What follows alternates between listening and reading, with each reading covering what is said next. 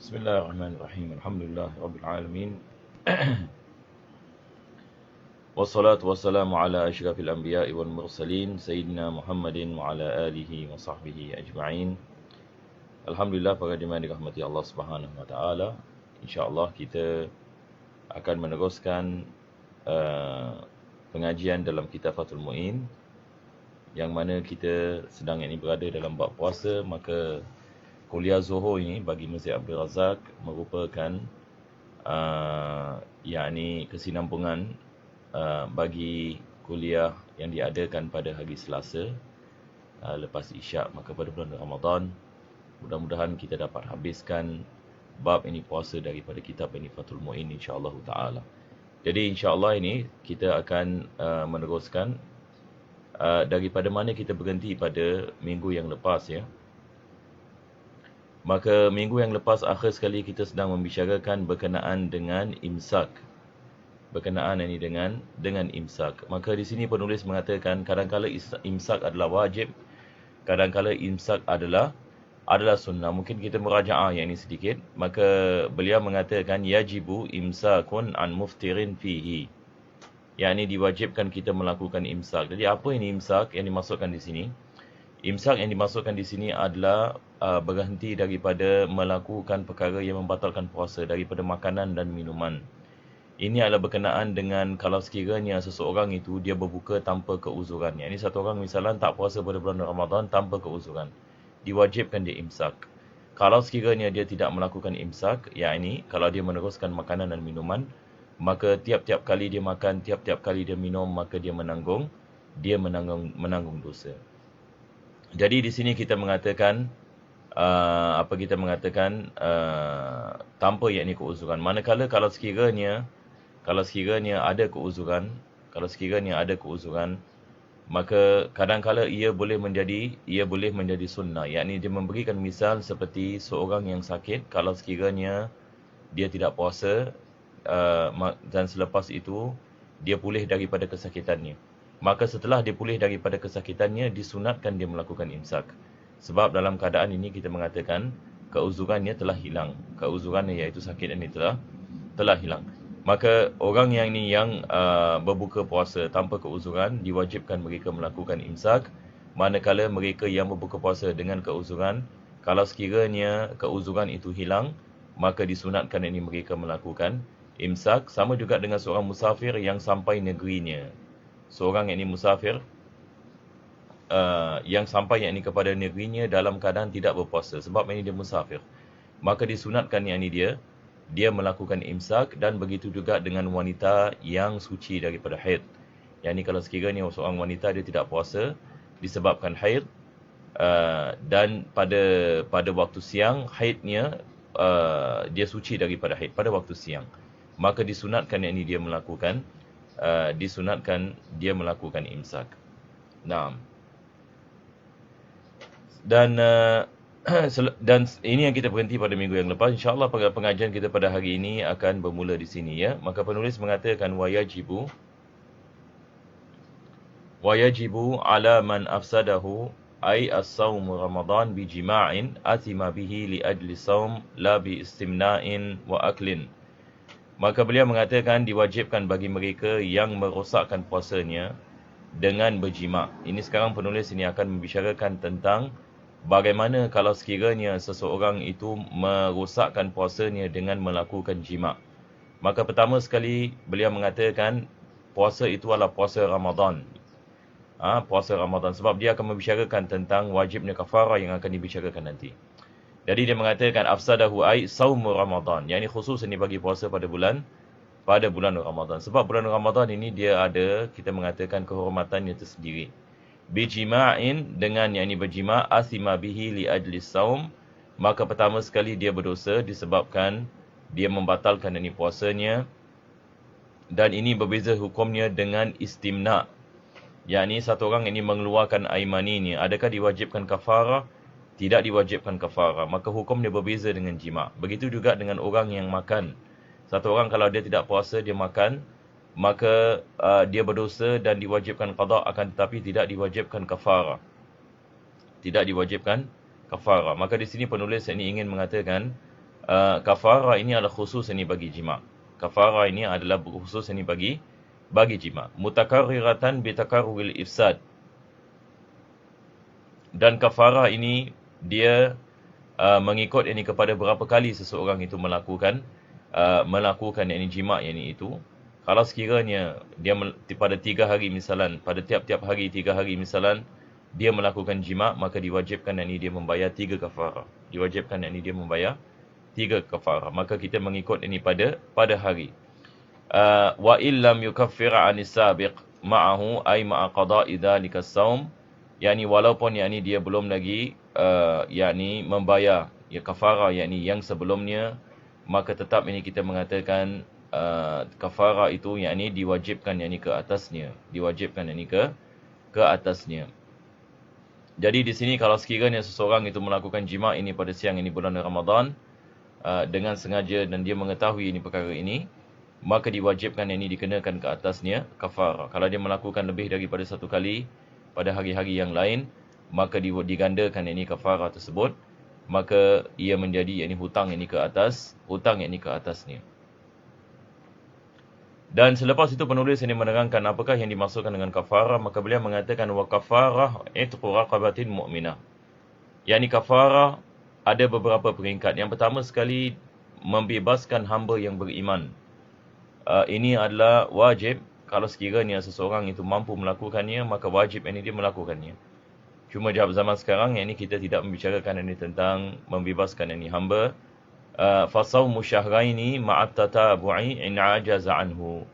Maka kalau dia tidak mampu melakukan melepaskan ini hamba ini yang beriman, maka dia berpuasa 2 bulan berturut-turut. Yani dia melakukan ini puasa yani 2 bulan berturut-turut. Kalau sekiranya dia tidak mampu melakukan yang pertama. Jadi turutan ini yani balik ini kepada kemampuan. Kalau dia tidak mampu pagi yang pertama baru dia pergi yani kepada yang baru yani dia pergi yani kepada yani yang kedua.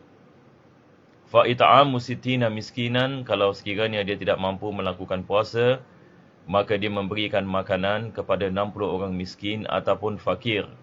60 ini orang miskin ataupun fakir. In ajaza anis saum, kalau sekiranya dia tidak mampu untuk melakukan puasa disebabkan diharamin, kalau orang terlalu tua yakni misalan. Dia terlalu tua, dia tidak boleh puasa ataupun dia ada penyakit. Maka dia boleh yakni membayar yakni kepada memberikan makanan kepada 60 orang miskin, iaitu peringkat ini yang ketiga. Maka biniyati kafaratin, maka dia apabila memberikan ini makanan, yakni dia memberikan ini makanan tersebut ini dengan niat kafarah. Yu'ta likulli wahidin muddun min ghalibil qut, maka tiap-tiap orang miskin ataupun fakir diberikan 1 mud ini makanan. 1 mud ini dia sikit lebih kurang ini 700 gram daripada qutil balad. Qutil balad kalau kita di Singapura ini dia adalah beras, yakni makanan pokok yakni yang dimakan di sebuah yakni tempat. Maka dia boleh yakni memberikan satu ini orang miskin 1 mud yakni daripada beras. Dan seperti mana kita maklum dalam perkara ini juga dalam mazhab Al-Imam Abu Hanifah, maka mereka mengatakan dibolehkan kita memberikan wang yakni harga daripada beras ini ataupun gandum, dengan syarat ada syarat dia bagi mazhab Hanafi yang kita harus faham, dengan syarat makanan yang ini wujud ini dengan banyak dalam negeri itu. Kalau sekiranya makanan yang ini wujud ini dengan banyak, maka dibolehkan kita memberikan qimah, iaitu dia punya harga ini bagi makanan. Tetapi mereka dalam mazhab Hanafi mereka mengatakan kalau sekiranya makanan tidak mencukupi di sebuah negara, maka tidak dibolehkan kita memberikan harga bagi makanan, diwajibkan kita memberikan makanan. Jadi ini perkara yang kita nak kena take note ya. Maka dalam keadaan kita di Singapura ini, makanan yang ini banyak, yakni orang yang hatta yang mengamalkan dengan mazhab Hanafi ini sebagai misal, mereka memberikan harga yang ini bagi yang ini makanan. Maka 1 mud ini sikit lebih kurang $1.50 kalau dalam duit kita. Maka ini apa kita mengatakan merupakan yakni kafarah ini diberikan kepada 1 orang. Maka dia wajib diberikan ini kepada 60 orang. Wala yajuzu sarful kafarati liman talzamuhu ma'unatuh. maka tidak dibolehkan yang ini bagi seseorang itu untuk memberikan makanan kafarah ini kepada mereka-mereka di bawah tanggungannya. Yakni misalnya anak ni sendiri, yakni misalnya memberikan makanan ini kepada anak ni sendiri. Apa sebabnya?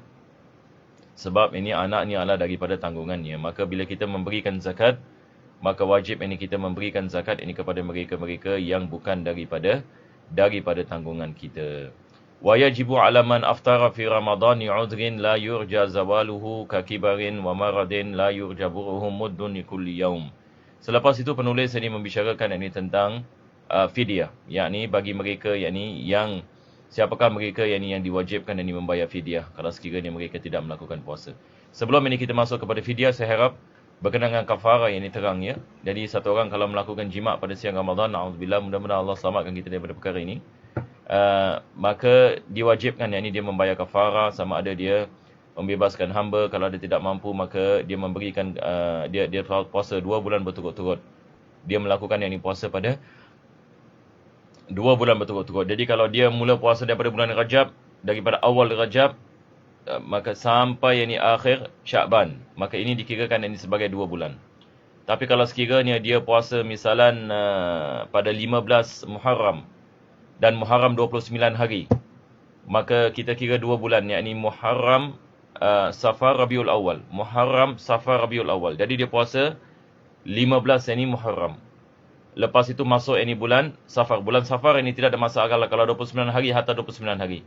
Tapi kalau Muharram 29 hari, maka maksudnya dia puasa 14 hari. Maka diwajibkan yakni dia membayar lagi 16 hari daripada bulan Rabiul Awal. Jadi kalau sekiranya dia bermula daripada pertengahan bulan ataupun mana-mana bahagian pada bulan dan bulan tersebut 29 hari, maka wajib ini dikira hari. Dia tidak boleh mengambil iktibar dia telah puasa setengah bulan. Dia tidak boleh mengambil iktibar dia telah puasa yang ini setengah bulan. Sebab bulan ini pada yang dipuasa itu adalah 29 hari. Maka dia akan mengambil iktibar pada berapa hari dia telah puasa, maka dia campur ini dengan bulan yang ketiga. Manakala bulan yang tengah, kalau dia puasa yang ini kesemuanya, maka kita menganggap dia telah puasa yang ini pada satu bulan. Sekarang ini beliau membicarakan ini tentang fidyah, maka beliau mengatakan wa yajibu 'ala man aftara fi ramadhani 'udhrin la yurja zawaluhu. Sekarang satu orang ini misalnya dia tidak puasa dan dia ada sakit yang dia tidak boleh pulih daripadanya disebabkan terlalu tua ataupun penyakit yang kronik ini dan sebagainya, maka tak perlu dia melakukan qada. Ini yang perlu dia ingin mengatakan. Tidak perlu melakukan qada, dia hanya mengeluarkan satu mud bagi tiap-tiap hari. Ini sebagai fidyah. In kana musiran hina idzin. Kalau sekiranya yakni dia ada kemampuan ini untuk mengeluarkannya, maka diwajibkan yakni dia mengeluarkannya bila qada, yakni tanpa qada. Wa in qadara alaihi ba'du. Walaupun yakni selepas itu dia mampu yakni melakukan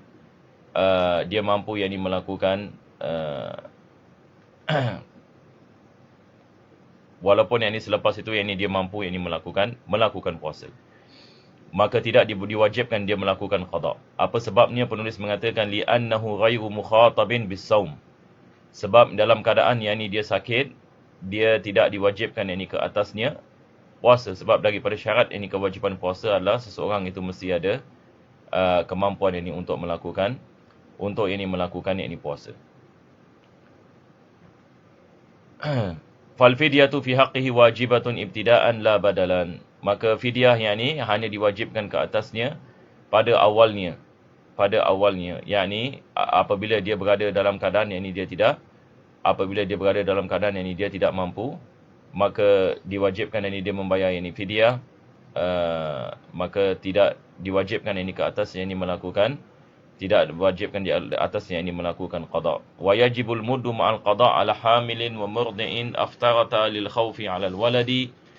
Maka diwajibkan qada yakni dengan fidyah kalau sekiranya seseorang itu berbuka puasa kalau dia takut yakni atas selain orang selainnya. Yakni dia memberikan misal yakni seperti seorang wanita dalam keadaan hamil. Kalau sekiranya dia mengatakan saya tidak puasa disebabkan saya takut atas bayi saya, maka diwajibkan dia melakukan qada dan fidyah. Sama juga dengan wanita yang memberikan susuan. Kalau dia takut lil khawfi 'alal walad, kalau sekiranya dia takut dengan dia puasa, yang ni dia takut ini atas anaknya, maka diwajibkan fidyah yang ni bersama yang ni qada. Tapi kalau sekiranya dia takut atas dirinya, hanya diwajibkan qada. Dan selepas itu beliau mengatakan wa yajibu ala muakhirin qada'un li syai'in min Ramadan hatta dakhala Ramadan akhar bila uzrin fi ta'khir. Dan begitu juga diwajibkan ini fidyah kalau sekiranya seseorang itu melambatkan qada sehingga masuk kepada Ramadan yang lain tanpa keuzuran. Beliau mengatakan bi an khala anis safari wal maradi qadara ma alaih. Dan dia seperti mana dia mampu untuk melakukan puasa setelah pulih daripada penyakit ataupun setelah pulang daripada safar, maka dia boleh melakukan qada, tetapi dia tidak melakukan qada sampai masuk tahun yang akan datang, maka diwajibkan muddun li kulli sanah. Jadi bagi tiap-tiap tahun hari yang dia tidak puasa, dia nak kena membayar 1 mud. Jadi dia kena qada ini dan fidyah. Jadi sekarang penulis ini membicarakan tentang diwajibkan qada dan diwajibkan fidyah. Ya takarraru bi takarrurus sinin, kalau sekiranya dia tak puasa, dia lambatkan pada Ramadan yang akan datang, kena lagi 2 mud. Jadi Ramadan yang pertama kena 1 mud. Sekarang dia tidak puasa pada 1 tahun. Dia lambatkan kepada Ramadan yang akan datang, maka 1 hari tadi dia kena bayar 1 mud. 1 hari qada dengan 1 mud. Lepas itu masuk lagi Ramadan lagi 1, maka dia kena 2 mud. Masuk Ramadan lagi 1, 3 mud, begitu. Jadi ini untuk 1 hari. Jadi kalau dia melambatkan 3 tahun, 1, 2, 3, dia melambatkan 3 tahun, dia kena bayar 3 mud. Dengan dengan satu qada alal mu'tamad, maka ini adalah daripada pendapat yang mu'tamad dalam mazhab al-Imam Syafi'i walaupun ada khilaf di dalamnya. Dan penulis ini membicarakan tentang apa ini dimaksudkan dengan tanpa keuzuran. Dia mengatakan wa kharaja biqauli bila udhrin ma idza kana ta'khir bi'udhrin.